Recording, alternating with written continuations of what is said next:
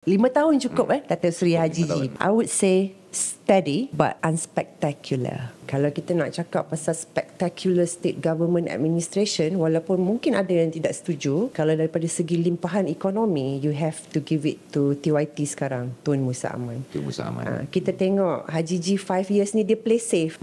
Mungkin juga sebab dia daripada bersatu Amin. 2018 dia bersatu. Tu fakta. Lepas tu selepas Datuk Seri Syafiee Afdal turun langkah Kinabalu pada 2020 tu, kemudian pilihan raya negeri. So dia bertanding as bersatu masih bertanding as bersatu. Lepas tu baru dia keluar dan form PGRS dan GRS. So akar umbi dia ni kita tak tahu. Kalau kita boleh cakap akar umbi bersatulah as it stands right now. Walaupun bersatu, kalau kita dah tengok sekarang ni siapa je yang prominent, Ronald KND Ronald sajalah. Tapi asasnya untuk pergi pilihan raya negeri ni, Haji G satu performance dia macam saya cakap, steady, unspectacular. Limpahan ekonomi ada. Dia cuba settle perumahan, dia cuba settle job opportunity, dia cuba buat semua tu. Tetapi mungkin sebab satu term kan saja, Amin, not much difference you can make, especially when you are not too fast.